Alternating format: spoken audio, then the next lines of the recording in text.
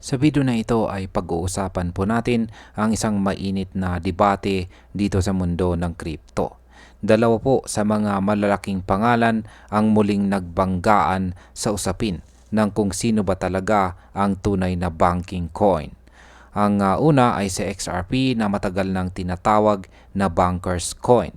At ang pangalawa ay si Chainlink o si Link na ayon kay Quinten, isang top analyst at host ng Coin Compass, ay mas karapat-dapat sa titulong ito. Kaya ayan po ang siyang ating pag-uusapan sa video na ito. Pero bago po tayo magpatuloy ay pakibasa na lamang po muna ang disclaimer dito po sa ibaba ng ating screen. At ayan, simulan po natin sa unang katanungan kung bakit Chainlink ang totoong banking coin. Ayan, si XRP ay kilalang ginagamit sa traditional na financial system, lalo na po sa cross-border payments. Dito, pumapasok po ang Ripple na gumagamit kay XRP para sa kanyang payment network. Dahil dito, nagkakaroon po ng pagkakataon ang malalaking bangko na magpadala ng pera on-chain sa mas mabilis at mas murang paraan. Ngayon, ayon po kay Quinten, bagamat si XRP ay may matibay na posisyon sa larangan ng international transfers, mas nakikita niya si Chainlink ang mas bagay na tawaging banking coin. Ang kanyang basihan ay ang mga partnerships na hawak ni Chainlink. Nakipag-ugnayan na po kasi si Link sa mga higanting institution tulad po ng Mastercard, DTCC at maging sa ilang mga central banks. Kung tutuusin, malaking impact ito sa market dahil kapag tuloy-tuloy po ang adoption ni Link ng malalaking financial entities, tataas po ang kanyang credibility at posibleng sumipa ang kanyang presyo sa mas mataas na antas. Kung ngayon ay kung mas maliit po si Link, paano naging mas banking coin siya? Ayan. Sa kabila ng lahat, malinaw na mas malaki pa rin si XRP. Ayon po kay Quinten, si XRP ay 10 times bigger kaysa kay Chainlink. Kung titingnan po natin sa datos, si XRP ay nagtitrade sa presyo na $3 na may market cap na $178.6 billion. Samantalang si Link ay nasa presyong $24 at may market cap na $16.2 billion. Ngunit dito po pumapasok ang kanyang punto.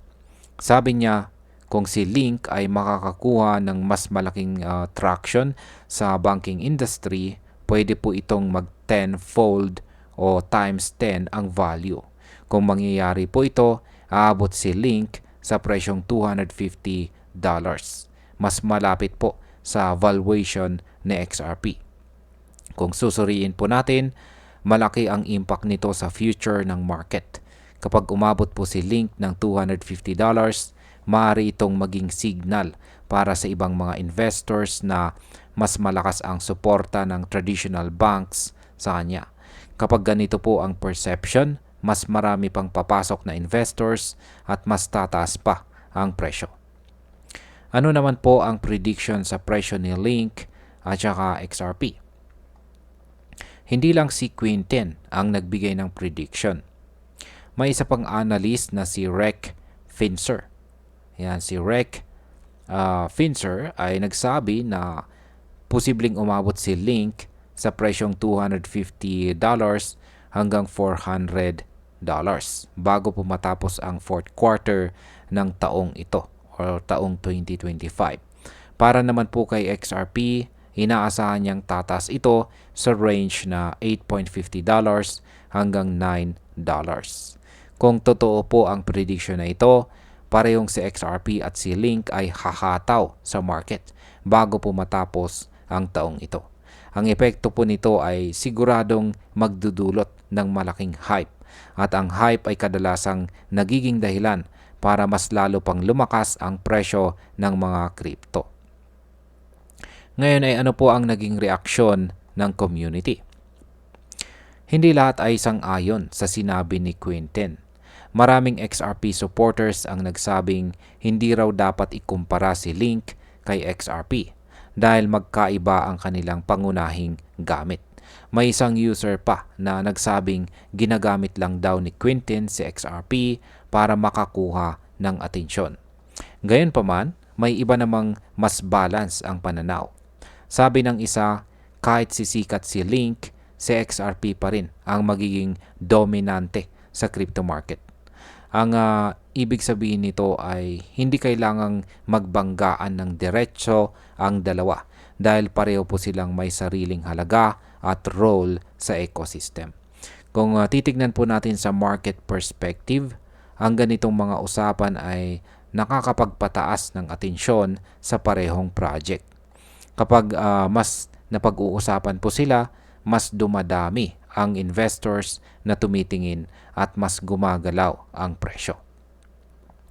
Ayan, bilang panghuli, kung babalikan po natin, malinaw na si XRP at si Chainlink ay parehong may malaking papel sa financial future ng dito sa mundo ng crypto. Si XRP po ay nananatiling higante sa cross-border payments at may matatag na position sa traditional na financial system. Samantalang si Chainlink naman ay may mas malawak na partnerships sa mga institusyong maaaring magbigay sa kanya ng edge bilang tulay na banking coin. Kung sakaling magkatotoo ang prediction po na tataas si Link ng hanggang $250 or higit pa, maaari itong magbago ng dynamics sa market. Ngunit kahit anong mangyari, hindi natin dapat maliitin si XRP dahil hawak niya pa rin ang mas malaking market cap at matagal na po siyang kilala sa kanyang role. Sa kabuuan, ang nakikita ko po dito ay hindi simpleng labanan lang. Hindi po ito simpleng labanan lamang kung sino ang tunay na banking coin. Bagkos, ito ay sinyales na ang crypto market ay patuloy po na umuunlad. At habang dumarami ang partnerships at adoption ng mga project gaya po ni XRP at Link, mas nagiging malinaw na ang crypto ay isa ng malakas na puwersa dito sa global financial system. At ayun, hanggang dito na lamang po tayo sa video na ito mga ka-crypto. Marami pong salamat sa panonood. Ingat po tayo lagi at God bless po sa ating lahat.